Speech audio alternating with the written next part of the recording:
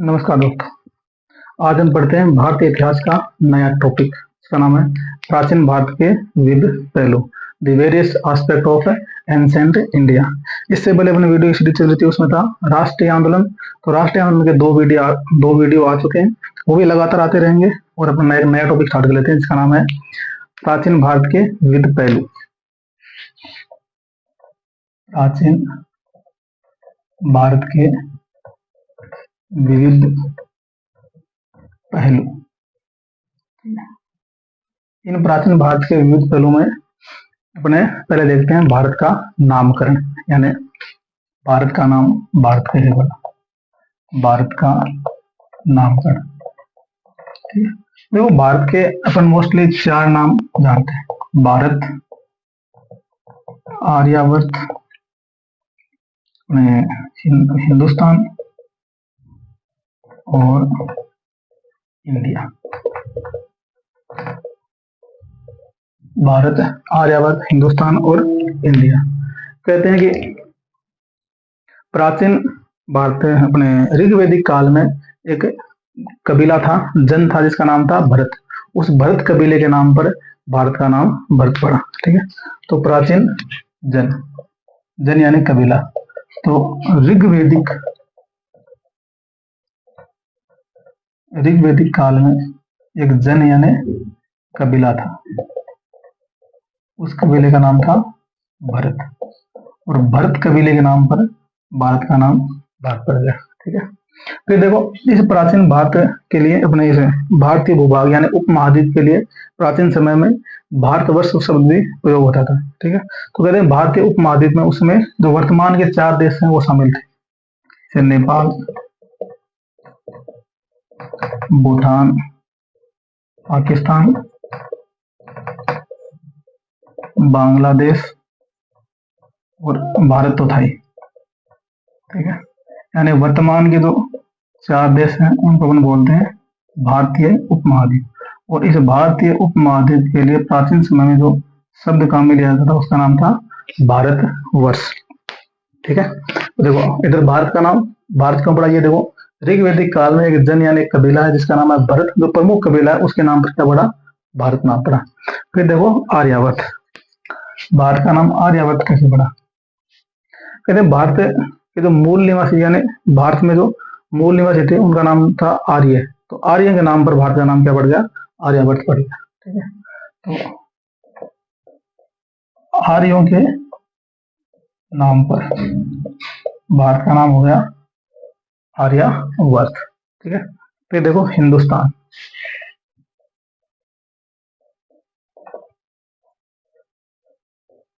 फारसी और अरबी लेखक, मध्यकाल के जो फारसी और अरबी लेखक हैं उन्होंने भारत के लिए हिंदुस्तान या हिंद शब्द का प्रयोग किया। हिंदुस्तान या हिंद शब्द का प्रयोग किया फारसी और अरबी लेखकों ने। वैसे भी देखो कहते हैं ये सिंधु नदी है, इसके कारण ये हिंदुस्तान हुआ। ठीक है, तो कहते हैं फारसी भाषा में अपने से को बोलते हैं, तो उस भाषा के प्रभाव की वजह से अपने सिंधु नदी के पार का क्षेत्र हो गया हिंदुस्तान, और सिंधु नदी हो गई हिंदू नदी, तो उसी के नाम पर हिंद और हिंदुस्तान हो गया। ठीक है, ये फारसी लेखकों के अनुसार है। फिर देखो अपने को अंग्रेजी नाम मिलता है इंडिया। ठीक है, तो भारत के लिए इंडिया शब्द का प्रयोग करने वाले व्यक्ति थे यूनानी। यूनानी लोगों ने भारत के लिए शब्द प्रयोग किया जिसका नाम है इंडिया। ठीक है, तो यूनानी लोग है जो भारत की प्रमुख नदी है सिंधु, सिंधु को बोलते हैं इंडस, तो इंडस के नाम से क्या हो गया, इंडिया हो गया। ठीक है, प्राचीन क्या वर्तमान सिंधु नदी है, सिंधु नदी को बोलते हैं इंडस, और इंडस के इस पार का क्षेत्र हो गया इंडिया। ठीक है, ये यूनानी द्वारा प्रयोग में लिया गया। ठीक है, फिर देखो कुछ चीन के जो प्राचीन जो ग्रंथ हैं उनमें चीनी लोगों द्वारा भारत के जो वर्ड काम में लिया गया है उस वर्ड को देखते हैं। ठीक है, तो चीनियों ने भारत के लिए आरंभ में जो या प्रारंभ में जो वर्ड काम में लिए थे उसका नाम था तिएनचू या चुआंत। ठीक है, चीनी लोग भारत के लिए जो वर्ड काम लेते उसका नाम था तिएनचू या चुआंतू। ठीक है, चीनी लोग भारत के लिए जो वर्ड काम लेते उसका नाम था तिएनचु या चुआन, यानी चीन की मंडारिन भाषा में भारत ऐसे बोला जाएगा, चुआनतु या तिएनचु। ठीक है। फिर देखो एक यात्री था जिसका नाम है हवेनसांग। हवेनसांग के यात्रा वृत्तांत में भारत के लिए जो वर्ड काम में लिया गया है उसका नाम है अपने यंतु,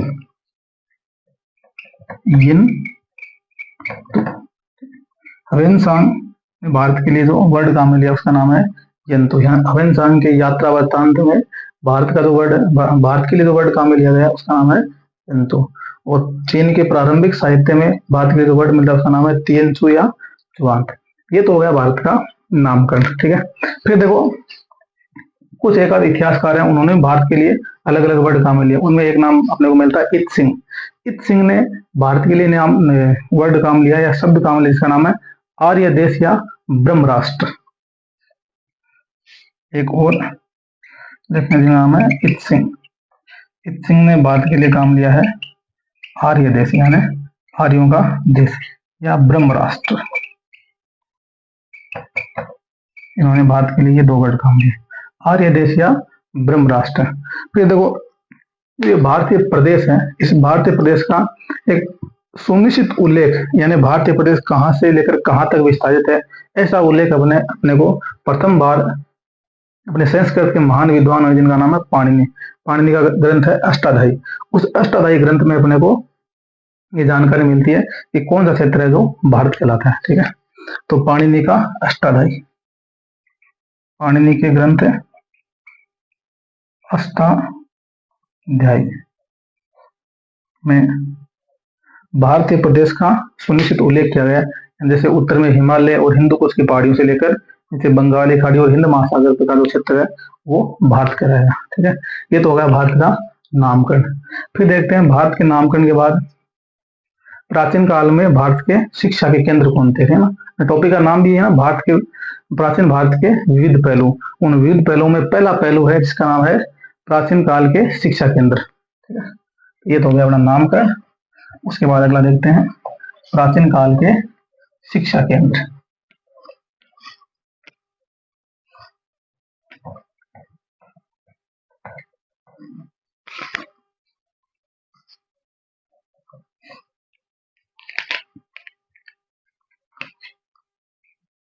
प्राचीन काल के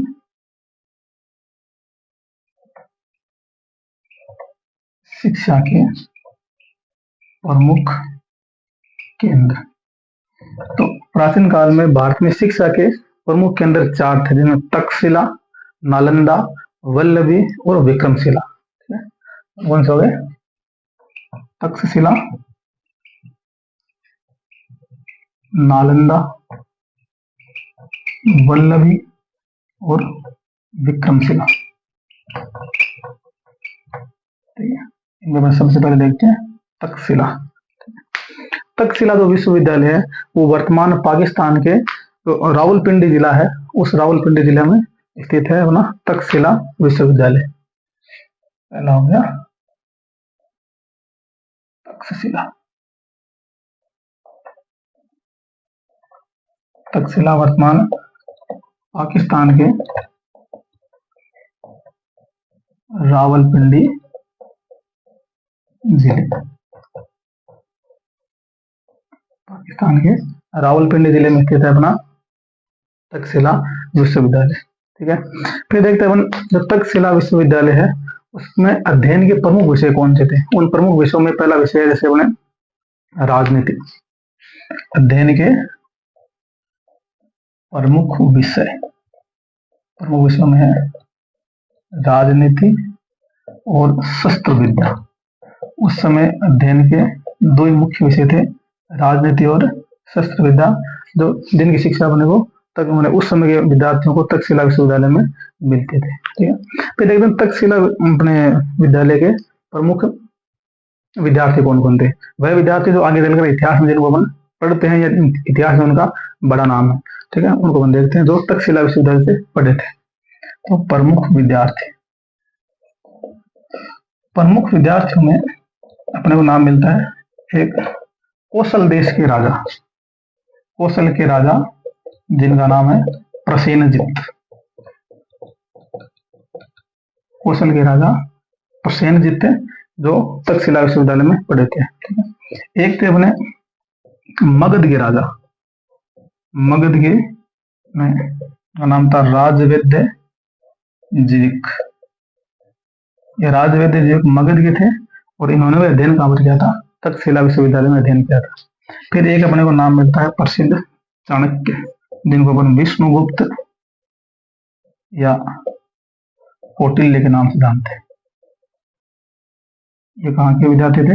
ये भी तक्षशिला विश्वविद्यालय के विद्यार्थी थे। एक अपने को बौद्ध भिक्षु मिलते हैं, बौद्ध भिक्षु, बौद्ध भिक्षु या भिक्षु नहीं, बौद्ध विद्वान, बौद्ध विद्वान जिनका नाम है वसुबंधु या वसबंधु।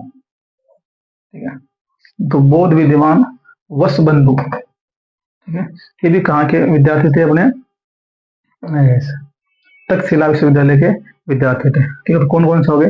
प्रसेनजीत, राजवैद्य जीवक, चाणक्य और वसुबंधु, ये अपने तक्षशिला विश्वविद्यालय के प्रमुख विद्यार्थी हो गए। और प्रमुख विद्यार्थियों के बाद प्रमुख अध्यापक, प्रमुख अध्यापक में अपने को एक ही नाम मिलता है, चाणक्य। तो चाणक्य इसी विश्वविद्यालय में पढ़े और यहीं पर फिर अध्यापन का कार्य प्रारंभ करवा दिया। तो ये अपना तक्षशिला विश्वविद्यालय, इसकी मोटी जानकारी है। ये वर्तमान में पाकिस्तान में स्थित है और इसमें अध्ययन के विषय राजनीति और शस्त्र विद्या। प्रमुख विद्यार्थी कौशल के राजा प्रसेनजीत, मगध के राजा राजवैद्य जीवक, चाणक्य जिनको अपन विष्णुगुप्त और कौटिल्य बोलते हैं, फिर बौद्ध विद्वान वसुबंधु, ये यहाँ के प्रमुख विद्यार्थी थे। और प्रमुख अध्यापक में एक थे जिनका नाम है चाणक्य। ठीक है, अगला अपना विश्वविद्यालय जिसका नाम है नालंदा,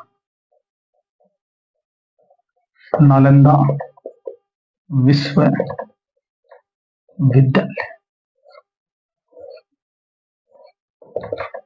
नालंदा विश्वविद्यालय, नालंदा विश्वविद्यालय की स्थापना गुप्त शासक कुमारगुप्त प्रथम ने करवाई थी। इन कुमारगुप्त का शासनकाल अपने को 415 ईस्वी से 455 ईस्वी के मध्य मिलता है। इन्होंने अपने गुप्त नालंदा विश्वविद्यालय की स्थापना करवाई थी। तो नालंदा विश्वविद्यालय की स्थापना करवाने वाले व्यक्ति का नाम है कुमारगुप्त प्रथम। इनका शासनकाल है 415 से 455 ईस्वी। ठीक है, कुछ किताबों में इस कुमारगुप्त का नाम मिलता है शक्रादित्य, शक्रादित्य। तो शक्रादित्य या कुमारगुप्त ने नालंदा विश्वविद्यालय की स्थापना करवाई थी। इनका शासनकाल 415 से 455 ईस्वी के मध्य है। यानी इसी कालखंड के दौरान भारत में किस विश्वविद्यालय की स्थापना होती है? नालंदा विश्वविद्यालय की स्थापना होती है। फिर देखो ये नालंदा विश्वविद्यालय, इसका स्ट्रक्चर कैसा था, ये दिखने में कैसा था? ठीक है, तो कहते हैं इस नालंदा विश्वविद्यालय में कुल 8 तो बड़े कमरे थे, हॉल, बड़े हॉल थे। इसके अलावा 300 छोटे कमरे थे। ये कमरे उस समय व्याख्यान यानी अपन चर्चा मान लो, चर्चा के काम आया करते थे। ठीक है, तो नालंदा विश्वविद्यालय में कुल 8 तो बड़े कमरे थे और कुल 300 छोटे कमरे थे। ये छोटे कमरे व्याख्यान या चर्चा परिचर्चा यानी शास्त्रार्थ के काम आया करते थे। फिर देखो इस नालंदा विश्वविद्यालय में अपने प्रवासी विद्यार्थी यानी कहाँ कहाँ के विद्यार्थी पढ़ने आया करते हैं। इनमें देखो प्रमुख देशों में जैसे चीन है, श्रीलंका है, अपने कोरिया है, जापान है, तिब्बत है, मध्य एशिया है, मंगोल है, यहाँ के जो विद्यार्थी है ये प्रमुख रूप से यहाँ पर पढ़ने आया करते थे। ठीक है, तो इन देशों में यहाँ पर पढ़ने आने का कारण था क्योंकि इन देशों का प्रमुख धर्म था बौद्ध, और बौद्ध धर्म की महायान शाखा का, बौद्ध धर्म की महायान शाखा का प्रमुख केंद्र अपने भारत में था नालंदा विश्वविद्यालय। इसलिए इन देशों के लोग यहाँ पर पढ़ने आया करते थे। ठीक है, तो प्रवासी विद्यार्थियों में कहाँ कहाँ गए थे? जैसे चीन, मंगोलिया, तिब्बत, कोरिया, श्रीलंका और मध्य एशिया। यहाँ के विद्यार्थी प्रमुख रूप से पढ़ने आया करते थे। इनके पढ़ने आने का मुख्य कारण था क्योंकि नालंदा विश्वविद्यालय ये बौद्ध धर्म की महायान शाखा का प्रमुख केंद्र था। इसलिए इन देशों में क्या अपने बौद्ध धर्म प्रमुखता से था। इसलिए बौद्ध धर्म की शिक्षा लेने के लिए यहाँ के विद्यार्थी भारत में नालंदा विश्वविद्यालय में आया करते थे। तो नालंदा में क्या था, बौद्ध धर्म की महायान शाखा की शिक्षा का प्रमुख केंद्र था। यानी महायान शाखा की शिक्षा का प्रमुख केंद्र कहां पर था, शिक्षा का केंद्र नालंदा विश्वविद्यालय। फिर देखो आगे देखते हैं नालंदा विश्वविद्यालय।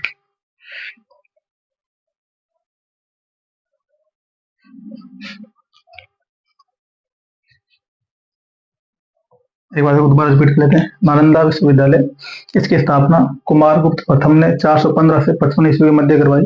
कुमारगुप्त प्रथम को अपन शक्रादित्य के नाम से भी जानते हैं, ठीक है। और नालंदा विश्वविद्यालय के स्ट्रक्चर में 8 बड़े कमरे, 300 छोटे कमरे जो व्याख्यान या चर्चा परिचर्चा के काम आया करते थे, ठीक है। अपने प्रवासी विद्यार्थी यानी नालंदा विश्वविद्यालय में कहाँ कहाँ के विद्यार्थी पढ़ने आया करते हैं, उनमें है चीन, मंगोलिया, तिब्बत, कोरिया, श्रीलंका और मध्य एशिया। यहाँ के विद्यार्थियों का आने का प्रमुख कारण यह था क्योंकि इन देशों में प्रमुख धर्म था बौद्ध धर्म, ठीक है। और बौद्ध धर्म की महायान शाखा की शिक्षा का प्रमुख केंद्र था नालंदा विश्वविद्यालय, इसलिए यहाँ के विद्यार्थी यहाँ पर पढ़ने आया करते थे।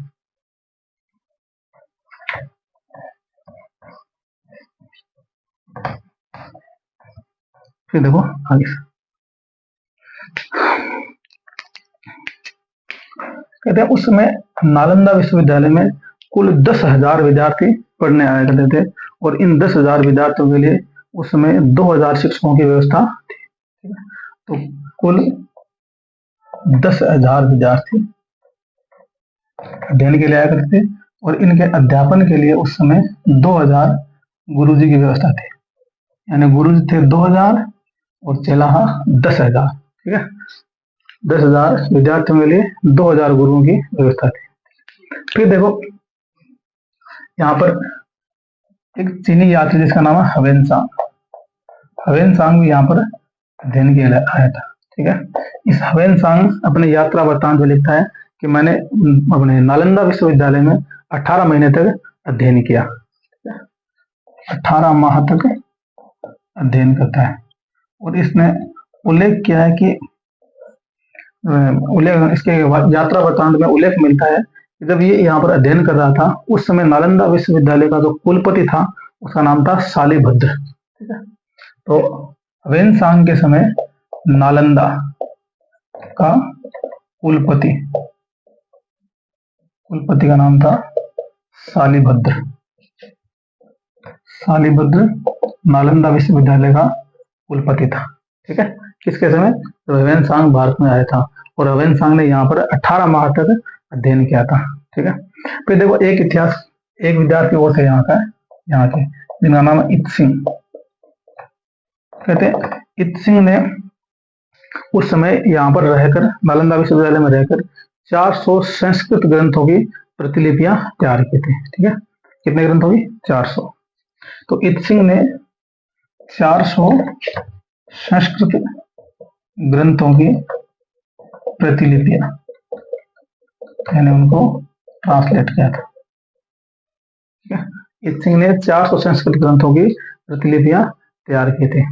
फिर देखो ये तो यहाँ के प्रमुख जो विदेशी विद्यार्थी जो यहाँ पर पढ़ने आए थे। फिर देखो इस नालंदा विश्वविद्यालय में एक पुस्तकालय है जिसका नाम है धर्मगंज या धर्मगुंज, जो इसमें 3 बड़े भवन है। इसमें एक का नाम है अपने रत्नासागर, एक का नाम है रत्नोदधि और एक का नाम है रत्न रंजक, ठीक है। तो नालंदा विश्वविद्यालय में एक पुस्तकालय था, भव्य पुस्तकालय था। इस पुस्तकालय का नाम था धर्मगंज या धर्मगुंज। पुस्तकालय का नाम था धर्मगंज या धर्मगुंज, ठीक है। इस पुस्तकालय में 3 भव्य भवन थे यानी 3 शानदार बिल्डिंग थी, ठीक है। उन बिल्डिंग में पहली बिल्डिंग का नाम है रत्नासागर, दूसरी का नाम है पहले का नाम है रत्नासागर, दूसरी का नाम है रत्नोदधि, ठीक है। पहली कौन सी, रत्नासागर, दूसरी रत्नोदधि और तीसरी का नाम है रतन रंजक,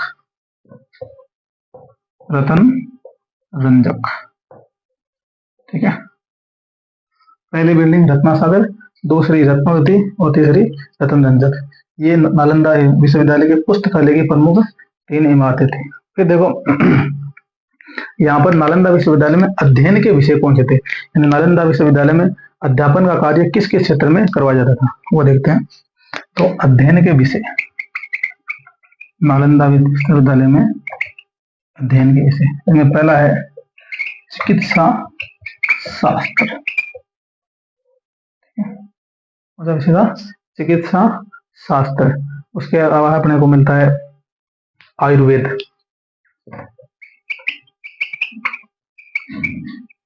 गणित, खगोल शास्त्र, एस्ट्रोनॉमी, भारतीय दर्शन, इंडियन फिलोसफी। ठीक है, तो उस समय नालंदा विश्वविद्यालय में अध्ययन के विषय थे मुख्य विषय, उसमें चिकित्सा शास्त्र, आयुर्वेद, गणित, खगोल शास्त्र और अपने भारतीय दर्शन, ये अध्ययन के प्रमुख विषय अपने प्रमुख विषय थे। फिर देखो इस नालंदा विश्वविद्यालय की प्रमुख विशेषता क्या थी। प्रमुख विशेषता में अपने को 2 विशेषता मिलती है। कहते हैं कि ये विश्व का प्रथम आवासीय विश्वविद्यालय, यानी रेजिडेंशियल विश्वविद्यालय। यहाँ पर विद्यार्थी पढ़ने के लिए आते थे और इनके रहने और खाने की व्यवस्था थी। तो ये क्या है, विश्व का प्रथम आवासीय विश्वविद्यालय। ठीक है, और ऐसा कहा जाता है कि इस नालंदा विश्वविद्यालय के धर्मगुंज नामक पुस्तकालय में लगभग 9 मिलियन हस्तलिखित पांडुलिपियां थी। 9 मिलियन क्या थी, हस्तलिखित पांडुलिपियां थी। ठीक है, तो इसकी विशेषता में अपने को मिलता है, इसकी विशेषता क्या है, विशेषता में पहली विशेषता क्या है कि ये विश्व का प्रथम आवासीय विश्वविद्यालय था। ठीक है, और दूसरी क्या है, इस नालंदा विश्वविद्यालय के पुस्तकालय में क्या मिलती है अपने को, 9 मिलियन हस्तलिखित पांडुलिपि मिलती है। ठीक है, ये इसकी प्रमुख विशेषता होगी। ठीक है, इसकी प्रमुख विशेषता होगी 2। फिर देखो इस नालंदा विश्वविद्यालय का बुरा दिन आता है। ठीक है, बुरा दिन यानी इस नालंदा विश्वविद्यालय का विध्वंस किया जाता है। ठीक है, कहते हैं 1190 ईस्वी में एक तुर्क अफगान सेनापति जनरल है, जिसका नाम है, इसका नाम मिलता है बख्तियार, अपने बख्तियार खिलजी, क्या, हाँ बख्तियार खिलजी नाम मिलता है। ठीक है, तो नालंदा विश्वविद्यालय का विध्वंस कब हुआ था, कहते हैं 1190 ईस्वी में। ठीक है, एक तुर्क अफगान जनरल था, यानी तुर्क अफगान सेनापति, तुर्क अफगान सेनापति, इसका नाम था बख्तियार खिलजी। बख्तियार खिलजी ने नालंदा विश्वविद्यालय में लगा दी आग। कहते हैं कि ये नालंदा विश्वविद्यालय की जो पुस्तकालय था, उस पुस्तकालय में आग लगाई गई थी, और ये आग कहते हैं कि 3 माह तक जलती रही थी। 3 माह तक आग लगी थी। ठीक है, तो विध्वंस कब होता है, 1190 ईस्वी में तुर्क अफगान सेनापति बख्तियार खिलजी ने इस नालंदा विश्वविद्यालय का विध्वंस कर दिया। ठीक है, फिर देखो इस विध्वंस के बाद कुछ पांडुलिपियां बच गई थी। तो बची हुई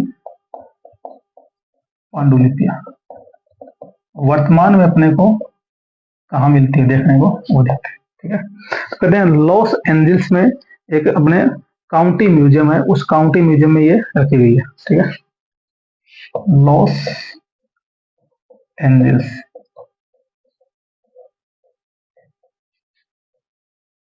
काउंटी म्यूजियम ऑफ आर्ट। इस म्यूजियम में क्या है, ये बची हुई पांडुलिपियां रखी गई हैं। ठीक है, उसके अलावा अपने को तिब्बत में एक म्यूजियम है जिसका नाम है यारलुंग म्यूजियम। ठीक है, तो तिब्बत के यारलुंग म्यूजियम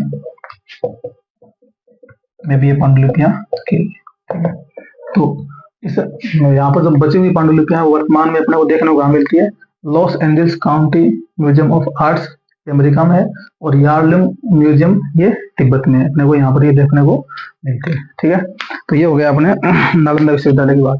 ठीक है, फिर देखो नालंदा विश्वविद्यालय की पुनरुद्धार। ठीक है, यानी यहाँ तक तो इसका विध्वंस हो गया, फिर देखो इसका पुनरुद्धार या पुनः निर्माण कब होता है। ठीक है, तो कहते हैं इस अपने नालंदा विश्वविद्यालय के पुनः निर्माण का विचार तत्कालीन अपने पूर्व राष्ट्रपति जिनका नाम है एपीजे अब्दुल कलाम, उनके मन में ये विचार आया था। ठीक है, तो पुनः निर्माण का विचार पूर्व राष्ट्रपति एपीजे अब्दुल कलाम, इन्होंने 2006 में अपना विचार रखा कि नालंदा विश्वविद्यालय इसका क्या है, पुनर्निर्माण यानी इसका पुनरुद्धार होना चाहिए। ठीक है, फिर देखो भारत सरकार ने 2010 में नालंदा विश्वविद्यालय विधेयक पारित किया। 2010 में भारत सरकार द्वारा नालंदा विश्वविद्यालय विधेयक पारित किया। ठीक है, 2010 में नालंदा विश्वविद्यालय विधेयक पारित किया गया। फिर 2010 में इसका निर्माण कार्य शुरू किया गया। 2014 में निर्माण कार्य प्रारंभ यानी जमीन अलॉटमेंट वगैरह काम शुरू हो गया। फिर 2016 में अपने पूर्व राष्ट्रपति प्रणब मुखर्जी ने इस विश्वविद्यालय की आधारशिला रखी।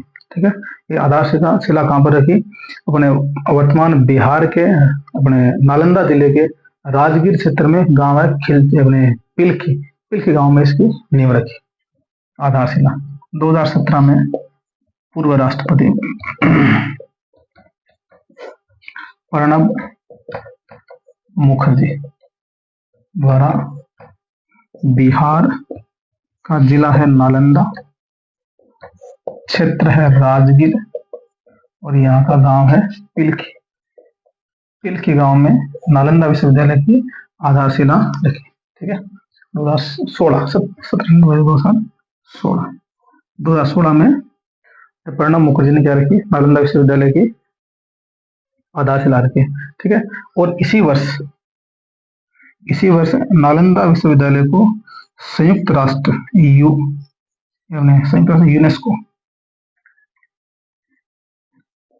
यूनेस्को द्वारा विश्व धरोहर सूची में शामिल कर लिया गया है ना। विश्व धरोहर